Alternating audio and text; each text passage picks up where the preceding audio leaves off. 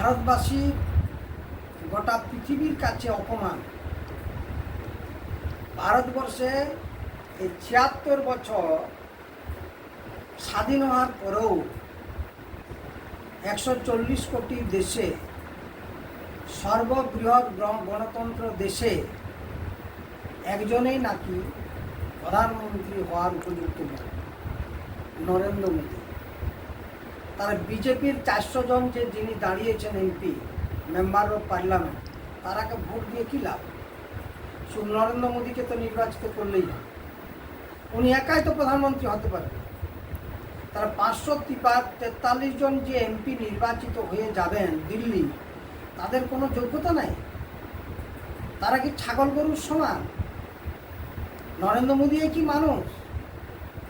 আর ৫৪৩ জন ওরা মানুষ নয়, জানোয়ার। এটা ভারতবাসীর অপমান, ভারতবর্ষের সংবিধানের অপমান। তাহলে নরেন্দ্র মোদী যদি মারা যায়, তাহলে রামচন্দ্রের মতো তার কি খরমে দেশটা শাসন হবে? এটাই কি আম্বেদকর দিয়ে গেছেন?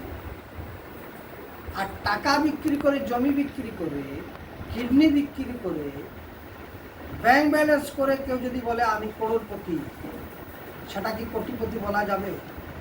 আজকে ভারতবর্ষের গ্যাস, পেট্রোল, ডিজেলের দাম বাড়িয়ে, কেরোসিনের দাম বাড়িয়ে, অন্যান্য জিনিসের দাম বাড়িয়ে, ব্যবহারিক জিনিস, ভারত নাকি তৃতীয় অর্থনৈতিক দেশ। জমি বিক্রি করে ব্যাংকে টাকা রাখা, কিডনি বিক্রি করে ব্যাংকে টাকা রেখে করোড়পতি হওয়াটা অপমান, দেশের অপমান। এটা গোটা ভারতবর্ষকে বুর্বক সাজানো। আমার ব্যক্তিগত অভিজ্ঞতা বলে, ব্যক্তিগত ধারণা বলে, গোটা ভারতবাসীকে অপমান করছেন। উনিই নাকি গ্যারেন্টি, উনিই নাকি পুরুষ, আর বাকিগুলো সব কাপুরুষ। উনিই নাকি মানুষ, বাকি ৫৪৩ জন অমানুষ। আর বাকি বিজেপির যারা নির্বাচন দাঁড়িয়েছেন বিভিন্ন লোকসভায়, এতে তাদের কোনো যোগ্যতা নেই।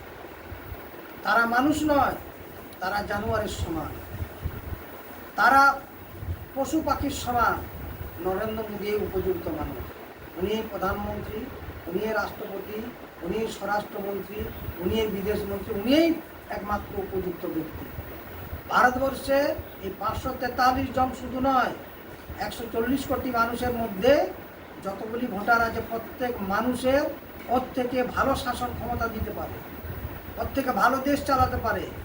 অনেক আইএস আইপিএস, ওনার থেকে অনেক উঁচু শিক্ষিত মানুষ এই লোকসভা ভোটে দাঁড়িয়েছে, হয়তো নির্বাচিত হবেন না। ওনার থেকে যোগ্যতা সম্পন্ন ৭৬ বছরের দেশ যা না করেছে, এমন অনেকজন নির্বাচিত হয়ে যাবেন যে উনি ১০ বছরে ভারতবর্ষকে সেটা করিয়ে দেখাবেন। এটা ভারতবাসীর অপমান, গোটা ভারতবর্ষের অপমান, সংবিধানের অপমান। গোটা পৃথিবীর কাছে ভারতবর্ষের মাথাটা হেঁট হয়ে যাচ্ছে। পৃথিবীর মানুষ বলছে ভারতবর্ষ সত্যি কি বুর্বকের দেশ? একজন ছাড়া প্রধানমন্ত্রী হওয়ার কেউ নাই। এই টিভি চ্যানেলগুলা ভারতবর্ষটাকে শেষ করছে, ভারতবর্ষটাকেও একদম নিচে নামিয়ে দিয়েছে গোটা পৃথিবীর কাছে। এটা আমাদের বোঝা দরকার।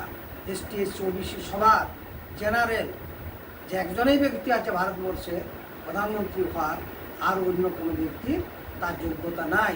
তাহলে এত কলেজ, ইউনিভার্সিটি, এত টেকনিক্যাল, আইআইটি, আইটিআইয়ের পড়াশোনা, প্রিন্সিপাল, প্রফেসররা নির্বাচিত হয়ে গেছেন, ভোটে দাঁড়িয়েছেন, তারাকে তো রিজাইন করা উচিত, তারাকে তো ভোট না দেওয়া উচিত, যতগুলো বিজেপিতে দাঁড়িয়েছে। আপনাদের ব্যাপারটা ভাবুন, আমার কথাটা বিচার করে দেখুন, আমার কথাটা যুক্তি আছে কিনা, আমি ভুল বলছি কিনা। এটা সংবিধানকে অপমান করা, ১৪০ কোটি দেশকে অপমান করা, এটা ইতিহাস হয়ে রয়ে গেল। আপনারা ভালো থাকুন। জয় হিন্দ।